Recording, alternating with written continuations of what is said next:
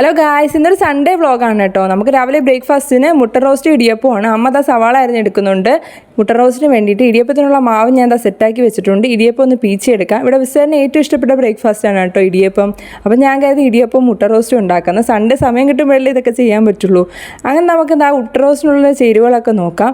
പെരുംജീരകം, വെളുത്തുള്ളി, ഇഞ്ചി, കുരുമുളകാണ് കേട്ടോ, പച്ച കുരുമുളക്. അതൊക്കെ ഒന്ന് ചതച്ചെടുത്ത് ഇടിയപ്പം നമ്മൾ സെറ്റാക്കാൻ വേണ്ടിയിട്ട് ഇങ്ങോട്ട് വെച്ചിട്ടുണ്ട്. ഇനി നമുക്ക് ചീനിച്ചട്ടി വെച്ച് എണ്ണ ഒഴിച്ച് ഇടിച്ചു വെച്ച ചേരുവകളൊന്നിട്ട് നന്നായിട്ട് മിക്സ് ചെയ്യാം. അതിൻ്റെ ഒരു പച്ചമണം മാറിയതിന് ശേഷം നമുക്ക് സവാളയും പച്ചമുളകും അതിലേക്ക് ചേർക്കാം. നമ്മളിത് അരിഞ്ഞു വെച്ച സവാളയും പച്ചമുളകും ഇട്ടൊന്ന് വഴറ്റിയെടുക്കുക. അല്പം ഉപ്പ് ചേർത്ത് കഴിഞ്ഞാൽ സവാള പെട്ടെന്ന് വഴന്ന് കിട്ടുമല്ലോ. ഒരു ബ്രൗൺ കളർ ആവുന്ന വരെ ഒന്ന് വഴറ്റിയെടുക്കുക. കാരമലൈസ് ചെയ്യാന്നൊക്കെ പറയില്ലേ, അതുപോലെ സവാളയുടെ ജ്യൂസൊക്കെ ഇറങ്ങി ഒന്ന് വഴന്ന് വന്നാലേ മുട്ട റോസ്റ്റിൻ്റെ ആ ടേസ്റ്റ് കിട്ടുള്ളൂ. നമ്മളിത് ഇടിയപ്പം സൈഡിൽ സെറ്റാക്കാൻ വെച്ചിട്ടുണ്ട്. അതും സെറ്റായിട്ട് കിട്ടിയിട്ടുണ്ട്.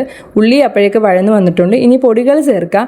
അല്പം മഞ്ഞൾപ്പൊടിയും മുളക് പൊടിയും കുറച്ച് മല്ലിപ്പൊടി ഞാൻ ചേർക്കുന്നുണ്ട്. പിന്നെ നമ്മൾ ഓൾറെഡി കുരുമുളക് ചേർത്തുകൊണ്ട് വേറെ ഒന്നും ചേർക്കണ്ട.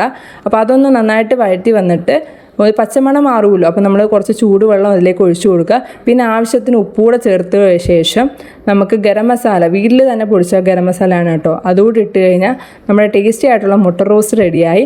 മുട്ട ഞാൻ സൈഡിൽ പുഴുങ്ങാനായിട്ട് വെച്ചിട്ടുണ്ടായിരുന്നു. മുട്ട എന്ന് പറയുന്നത് നമ്മളല്ലാതാണ് കേട്ടോ കഴിച്ചത്, അതിലിട്ടില്ലായിരുന്നു. മാമിക്കുട്ടിക്കൊന്നും അങ്ങനെ കഴിക്കുന്ന ഇഷ്ടമല്ല. അപ്പോൾ അത്രേ ഉള്ളൂ. എങ്ങനെയുണ്ട്? സൂപ്പർ.